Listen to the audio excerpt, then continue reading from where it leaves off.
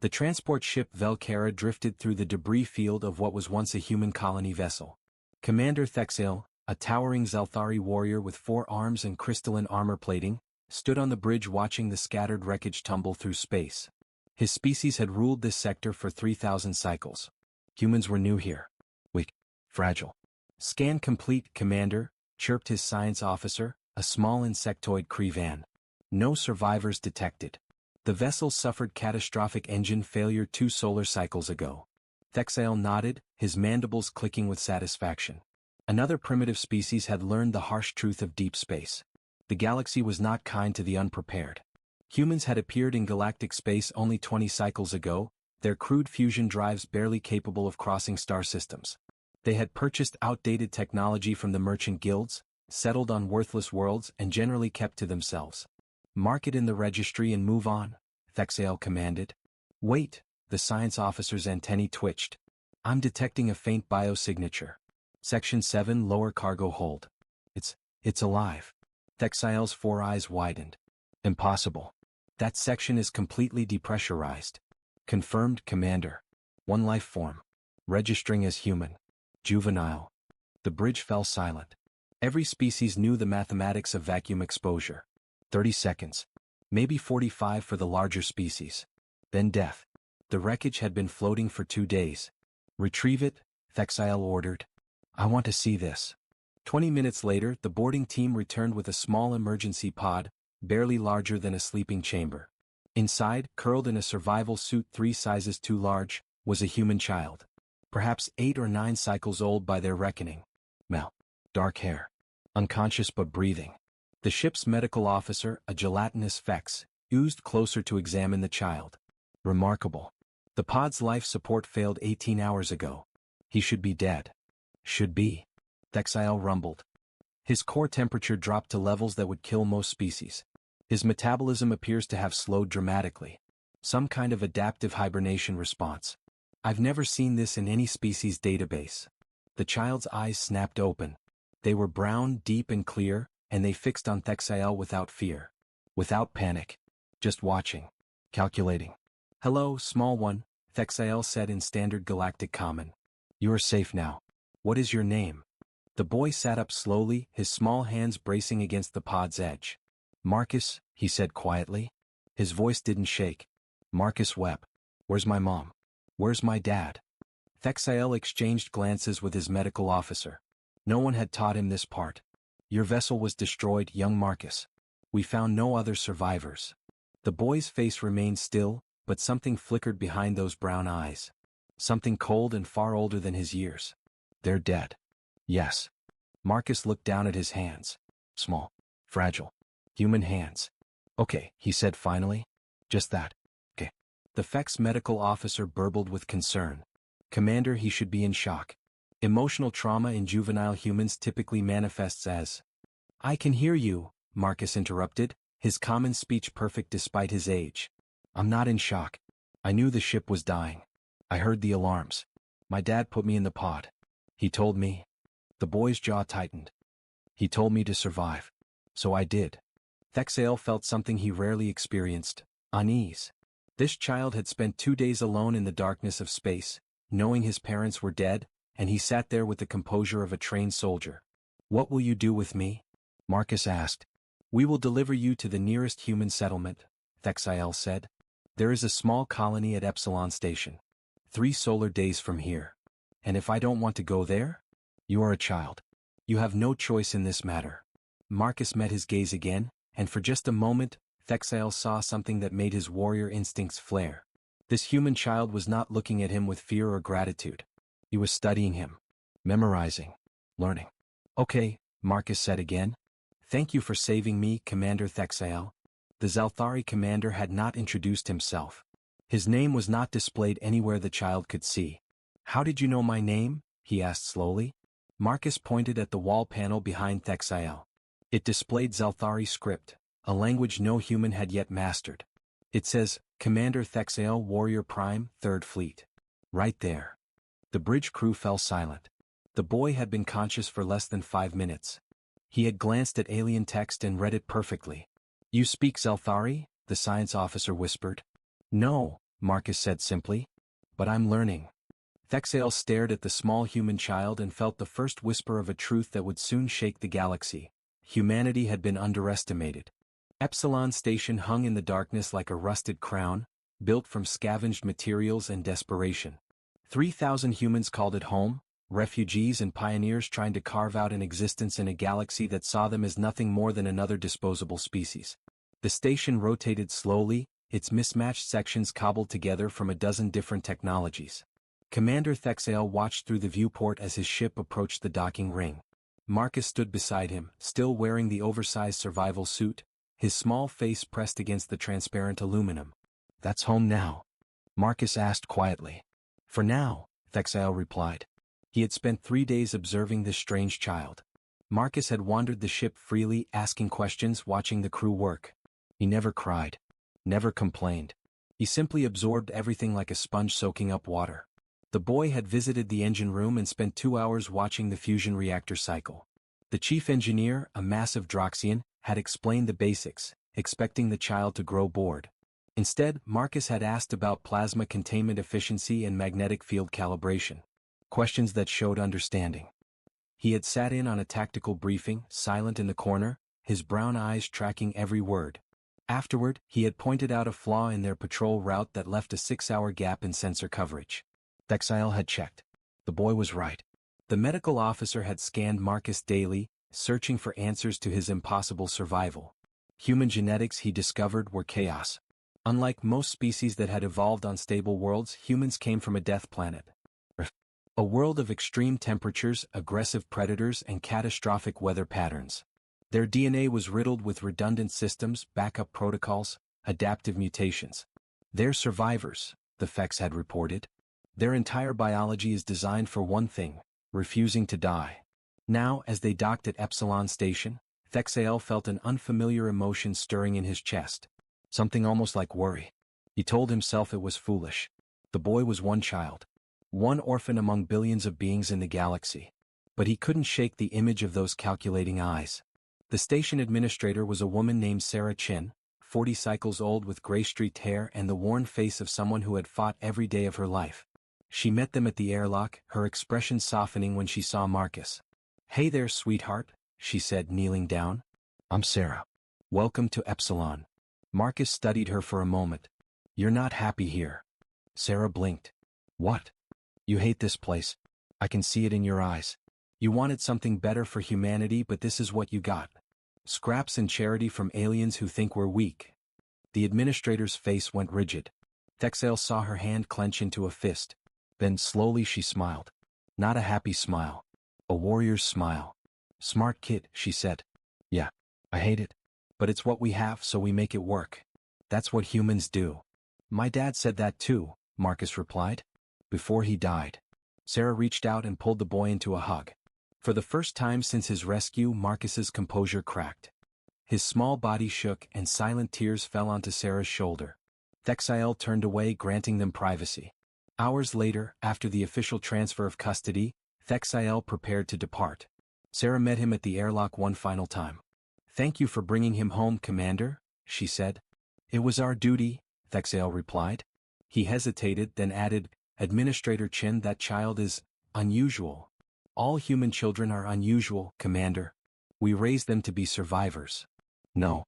Thexale's mandibles clicked with emphasis. He learned to read Zelthari script in 3 days. He diagnosed a tactical flaw in our security protocols. He survived 2 days in conditions that should have killed him.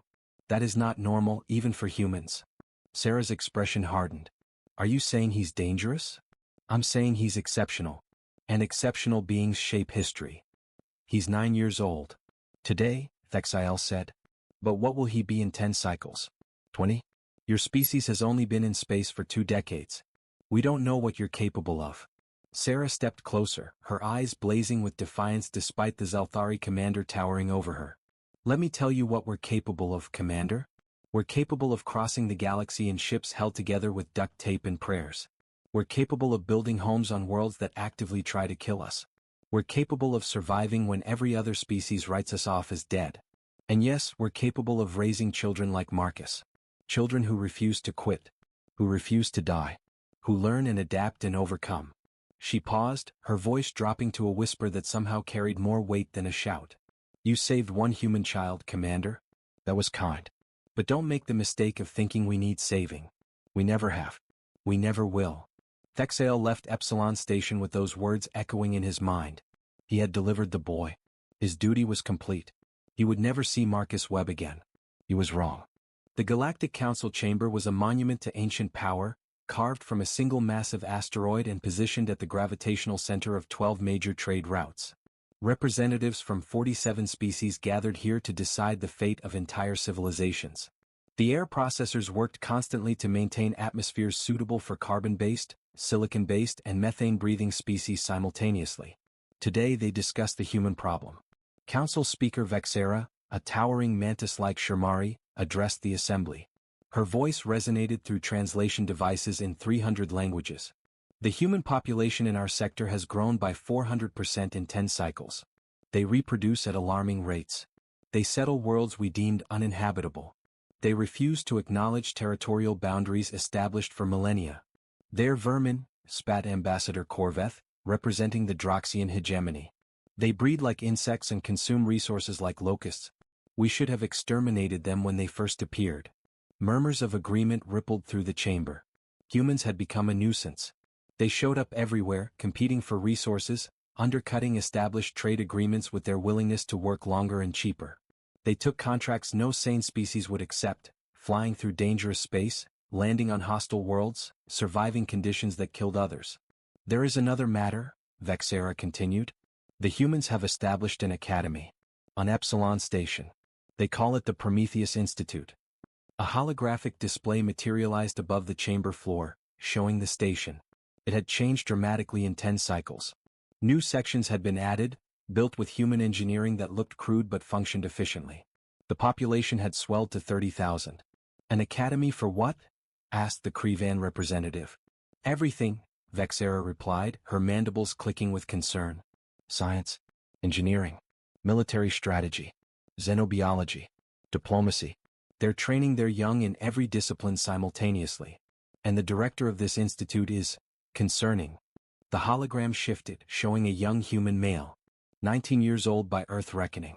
Tall for his species, lean and muscular with dark hair and intense brown eyes. He stood before a classroom of human students, gesturing at a holographic star map. Marcus Webb, Vexera said. Orphaned at age 9. By age 12 he had mastered 17 alien languages. At 14 he published a paper on quantum slipstream theory that revolutionized our understanding of faster-than-light travel. At 16 he redesigned the station's power grid, increasing efficiency by 60%. Now, at 19 he leads the academy and coordinates human expansion throughout the sector. The chamber fell silent. Ambassador Thexael, now promoted to the council itself, stood slowly. I know this human, he said. I rescued him as a child. Then you understand the danger he represents? Vexera said. Danger? He's one individual. Brilliant, yes, but... He's not alone, Vexera interrupted. The hologram expanded, showing hundreds of human students. He's creating more like himself. Humans trained in every aspect of galactic civilization. Learning our weaknesses. Studying our technologies. Preparing. Preparing for what? Thexael demanded. War, said a cold voice from the chamber entrance. Every head turned. A human walked into the Galactic Council chamber, flanked by 2 guards in gray uniforms. The human was Marcus Webb himself, dressed in simple clothing but carrying himself with absolute confidence. He should not have been here. Security should have stopped him. Yet here he stood, walking calmly to the center of the most powerful assembly in the galaxy. How did you get in here? Vexera hissed. I walked, Marcus said simply. Your security protocols have 17 exploitable vulnerabilities. I could explain them, but I assume you'll discover them yourselves now that I've demonstrated. Thexael felt his warrior blood surge. You dare to interrupt the council? Marcus turned and their eyes met. Recognition flickered. Commander Thexael. It's been 10 years. You're looking well. Congratulations on your promotion. Answer the speaker's question, Thexael growled. I'm here, Marcus said, addressing the entire chamber, because you're discussing whether to exterminate my species. I thought I should participate in that conversation. Vexera's mandibles clicked rapidly. You were not invited. You have no authority here. Neither did my parents when they died alone in space, Marcus replied, his voice quiet but carrying to every corner of the vast chamber. Neither did the 3,000 humans who built Epsilon Station from scraps. Neither did any of my species when we first came to the galaxy asking for help, for trade, for a chance to join your civilization. You gave us nothing. So we took nothing. We asked for no handouts. We built everything ourselves. You built it on our territory, Corveth snarled. Using our technology. Technology you sold us, Marcus countered. At predatory prices, I might add. We paid every credit we owed. We followed every law you established. And still you want us gone. What?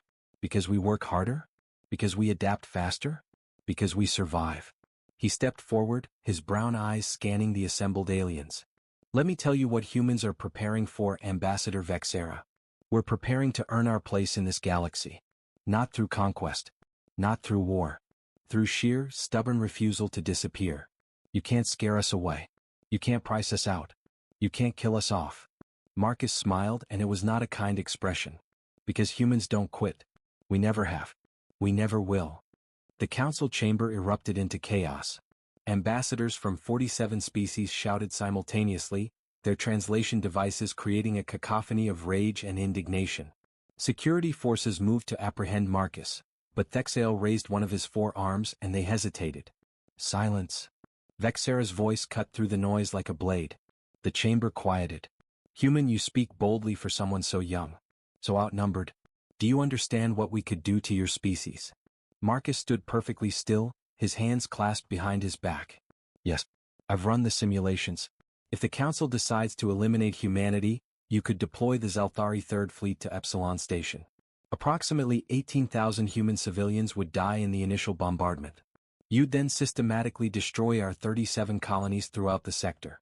Total human casualties, 1.3 million within 6 solar days. The clinical precision of his words sent a chill through the chamber. Thexael felt his mandibles click involuntarily. This was not the scared child he'd rescued. This was something else. However, Marcus continued, you would face complications. Humans are currently working on 147 different vessels throughout the sector. Mining ships, transport vessels, construction platforms. All of them have families, children. Those ships would scatter. Some would hide in nebulas you can't easily scan. Others would reach human colonies outside your immediate jurisdiction. Word would spread. Are you threatening us? Ambassador Corveth rose to his full height, muscles rippling beneath his thick hide. I'm stating facts, Marcus replied. Humans are very good at one thing, Ambassador. Telling stories. We would tell the story of how the mighty Galactic Council murdered 1.3 million beings because we committed the crime of existing. Other younger species would hear that story. The VYX, the Terrans, the Quelith, all of them recently arrived in galactic space. All of them watching to see how established powers treat newcomers. Vexera's antennae twitched rapidly. You would turn the galaxy against us? I wouldn't have to. The truth would do that on its own. But let's discuss alternatives, shall we? Because I didn't come here to threaten. I came to negotiate. Negotiate. Thexael stepped forward. You have nothing to negotiate with. Marcus reached into his jacket and withdrew a small data crystal. He tossed it gently onto the chamber floor, where it projected a holographic display. The assembled ambassadors leaned forward, studying the information. 3 months ago, Marcus explained, a human survey team discovered something in the Carthex Nebula. We weren't looking for it. We were just mapping mineral deposits, trying to find resources to keep our colonies alive. Instead, we found this. The hologram showed a massive structure, ancient and alien, partially buried in an asteroid field. It dwarfed any space station the Council had ever built. Strange symbols covered its surface, glowing with faint energy. A precursor facility, Vexera whispered. Impossible. We've searched for centuries. You searched where you expected to find something, Marcus interrupted. Humans search everywhere because we can't afford to miss opportunities. This facility is operational. Barely. We've managed to access approximately 3% of its systems. What we've learned so far. He smiled slightly. Let's just say it makes your current technology look primitive. The chamber fell absolutely silent. Precursor technology was legendary. The precursors were an ancient civilization that had vanished millions of years ago, leaving behind artifacts that none of the current species could fully understand or replicate. A single functional precursor device could revolutionize an entire civilization. You're lying, Corveth said, but his voice lacked conviction. The coordinates are in the data crystal, Marcus replied. Send a ship. Verify yourselves. But here's the interesting part. He paused, letting tension build. The facility's security systems only respond to human DNA. We don't know why. Maybe we're genetically similar to the precursors. Maybe it's coincidence. Maybe it's fate. But the fact remains, only humans can access it. Thexael understood immediately. You're offering us a deal. I'm offering partnership, Marcus corrected. Humans will share what we learn from the precursor facility. We'll provide access to any technology we develop. In exchange, the Council grants humanity full recognition as a sovereign species. Protected borders. Trade rights. All the privileges you extend to established civilizations. And if we refuse? Vexera asked. If we simply take the facility by force? Marcus's expression didn't change, but his eyes grew colder. Then the facility goes dark. Permanently. I've already programmed a dead man's switch. If my biosignature stops transmitting, the facility's power core overloads. You'll be left with a radioactive crater and the knowledge that you destroyed something priceless. That's suicide, Corveth snarled. No, Marcus said quietly. That's leverage. Humans understand something you species forgot a long time ago. Sometimes the only power the weak have is the power to deny the strong what they want. He walked slowly around the chamber, his footsteps echoing in the silence. You've spent 10 years dismissing humanity as vermin, as insects, as problems to be eliminated. But we're not going anywhere. We're here. We're growing. We're learning. And now we have something you desperately want. So you have a choice to make, honored council. Do you accept us as equals? Or do you go to war with a species that has absolutely nothing left to lose? Vexera's mandibles clicked slowly. The council will deliberate. You have 48 hours, Marcus said. After that, I return to Epsilon Station and my offer expires. You dare set terms for us? Corveth roared. Marcus met his gaze without flinching. Yes, because for the first time I can. The council chambers emptied slowly, ambassadors retreating to their private quarters to consult with their governments. Marcus stood alone in the center of the vast space, maintaining his composure until the last alien disappeared. Then finally his shoulders sagged slightly. Thexael had remained behind, watching from the shadows of a support column. He approached the young human, his forearms crossed over his armored chest. That was quite a performance, the Zelthari commander said. Marcus turned, unsurprised. You knew I'd sense you there. You've studied Zelthari biology. You know our scent markers. Thexael moved closer. Tell me, Marcus Webb. Is any of it true? The precursor facility? The dead man's switch? For a long moment Marcus said nothing. Then, incredibly, he smiled. A genuine smile, tired and slightly sad. The facility is real. We did find it. And yes, only humans can access it so far. And the dead man's switch? A bluff, Marcus admitted quietly. I would never destroy something so valuable. But they don't know that. They can't risk it. Thexael felt something like respect stir in his chest. You gambled the fate of your entire species on a bluff? No. I gambled on understanding alien psychology better than aliens understand human psychology. Marcus walked to the viewport, staring out at the stars. Every species on that council became dominant through strength, military power, economic control, technological superiority. They think in terms of force and leverage. And humans? Humans became dominant on Earth through stubbornness and bluffing. We hunted animals bigger and stronger than us by refusing to quit. We survived ice ages by adapting. We conquered a death world not because we were the strongest species, but because we were too stupid to know when we were beaten. Marcus turned back to Thexael. That's our real advantage, Commander. We don't think like them. We don't act like them. And that makes us unpredictable. Unpredictable can also mean dangerous. Yes, Marcus agreed. But only if you make us your enemy. Thexael moved to stand beside the young human, both of them gazing out at the stars. I have thought about you often over these 10 years, the commander said. That child who survived the impossible. Who read languages he'd never seen. Who looked at me without fear. I remember you too, Marcus said softly. You were kind when you didn't have to be. You could have left me in that wreckage. Or dumped me at the nearest station without care. But you made sure I was safe. That meant something. Why did you come here yourself? Thexael asked. You could have sent a representative. An ambassador. Why risk appearing before the council in person? Marcus was quiet for a moment. When he spoke, his voice carried the weight of hard-earned wisdom. Because they needed to see me. Not as data on a screen. Not as a report from their intelligence services. They needed to look a human in the eye and realize we're not vermin. We're not insects. We're people. We think. We feel. We bleed. And we deserve a place in this galaxy. Some of them will never accept that. I know. Ambassador Corveth will argue for extermination until his last breath. The Droxian hegemony sees us as competition for resources. Others fear change, fear the disruption we represent. Marcus's hands clenched into fists. But enough of them will calculate the risk versus reward. Enough of them will choose trade over war. That's all I need. Not unanimous approval. Just enough votes to matter. And what happens when they discover the precursor facility isn't as valuable as you implied? Thexile asked carefully. Marcus glanced at him sharply. What makes you think it isn't? Because you're too calm. If you truly held a weapon that powerful, you would be more guarded. More protective. Instead, you offer to share it freely. That suggests it's not a weapon at all. The human's laugh was short and bitter. You know me too well, Commander. You're right. The facility isn't a weapon. It's a library. A database of precursor knowledge. History. Science. Culture. Invaluable for understanding but not useful for conquest. Then you've built this entire gambit on information? Information is the most powerful weapon that exists, Marcus replied.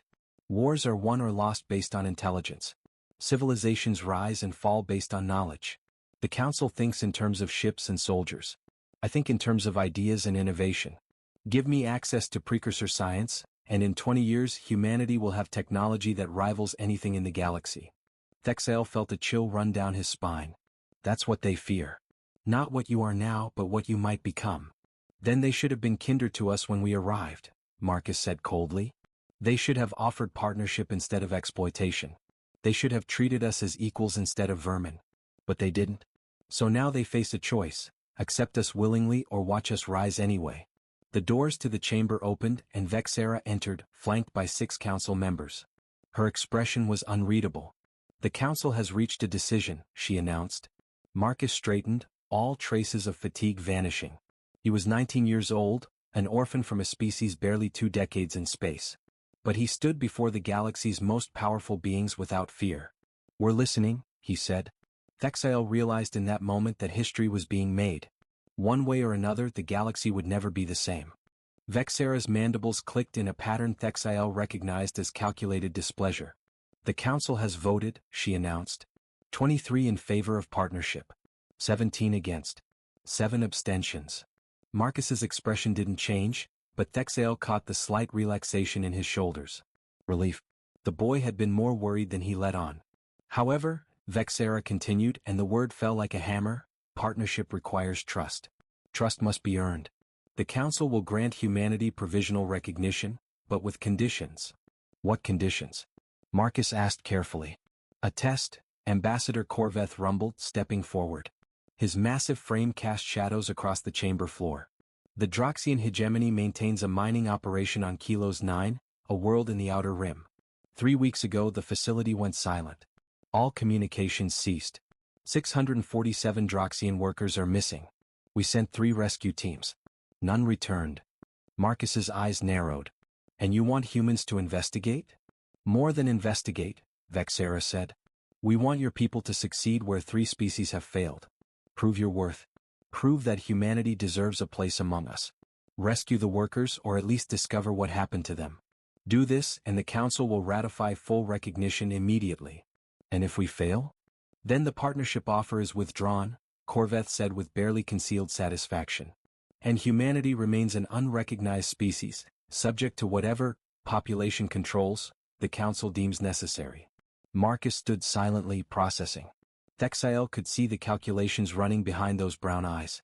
This was a trap, obviously. The Council had chosen a task designed for failure, giving them justification to deny humanity's petition.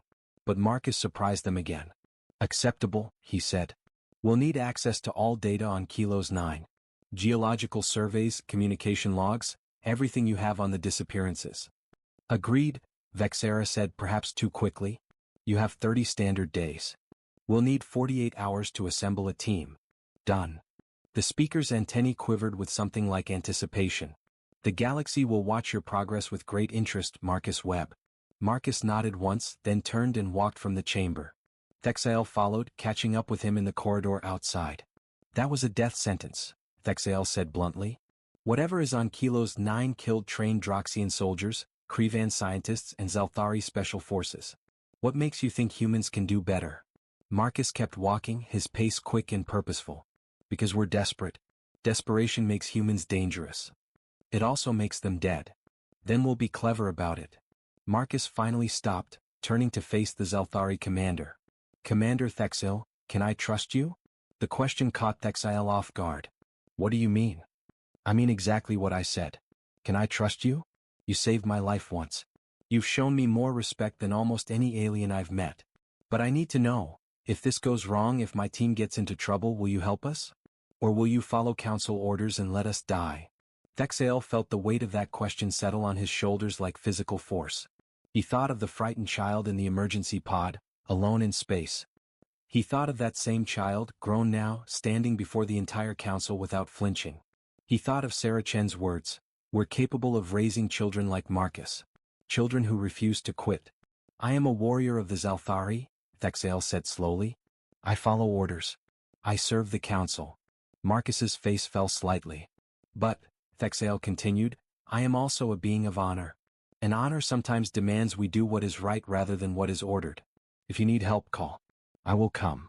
Marcus extended his hand, a human gesture of agreement. Thexael grasped it carefully with one of his forearms, mindful of the fragility of human bones. Thank you, Marcus said quietly. I won't forget this. 48 hours later, a small human vessel departed from Epsilon Station. It was ugly, cobbled together from salvaged parts and human ingenuity. The crew numbered 12, all volunteers, all under the age of 25. The oldest was Marcus himself at 19. Sarah Chen had tried to stop him. You don't have to go yourself, she'd argued. Send someone else. You're too valuable to risk. That's exactly why I have to go, Marcus had replied. I asked the council to see us as equals. I can't do that from behind a desk. If I'm asking others to risk their lives for humanity's future, I have to be willing to do the same. The ship, named Defiance in typical human fashion, jumped to slipstream and disappeared from normal space. On the council observation platform, dozens of ambassadors watched the departure. Most expected the humans to fail. Some hoped for it. Vexera turned to Corveth. Do you think they'll survive? The Droxian ambassador's expression was grim. No. Whatever is on Kilos 9, it's not something untrained younglings can handle. We sent our best. They didn't return. Then why does this feel like a mistake? Vexera whispered. Neither of them had an answer. In his quarters, Thexael watched the stars and waited. He had fought in 100 battles, commanded fleets, conquered worlds. But he had never felt the kind of tension that now gripped his chest. He had seen Marcus Webb calculate, bluff, and manipulate. But could the boy truly survive what waited on Kilos 9? He would know in 30 days.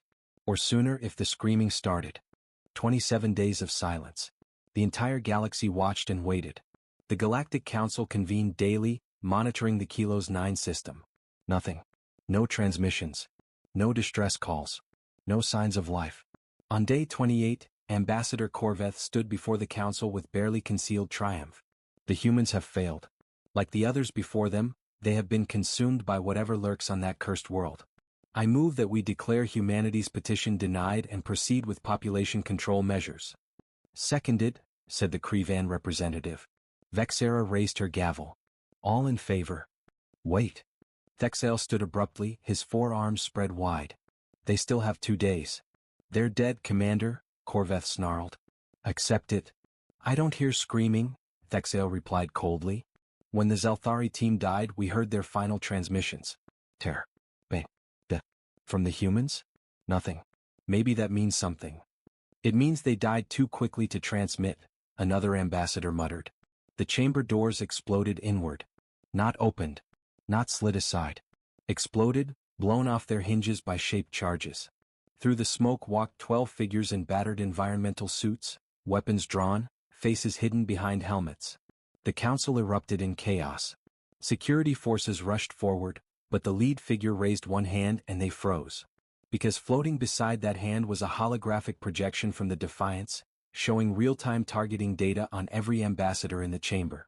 "Sorry we're late," Marcus Webb's voice crackled through external speakers. Traffic was terrible. The 12 humans removed their helmets simultaneously. They looked exhausted, covered in strange burns and what appeared to be acidic scoring on their suits. But they were alive. All 12 of them. And behind them, stumbling through the smoke, came 647 Droxian miners. Alive. Shaken. But alive. The chamber fell absolutely silent. Marcus walked forward slowly, and now Thexael could see the change in him.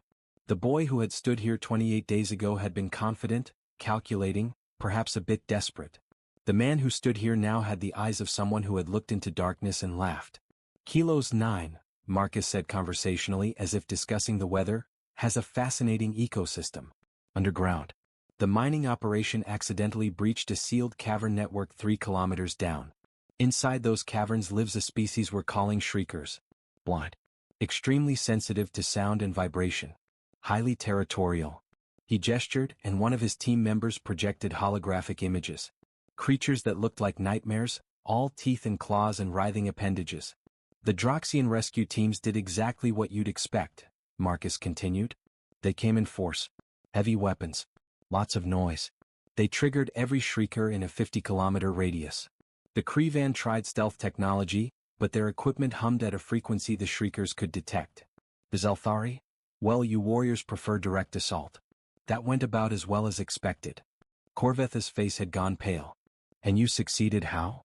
Marcus smiled, and it was the smile of someone who had won a game before his opponents knew they were playing.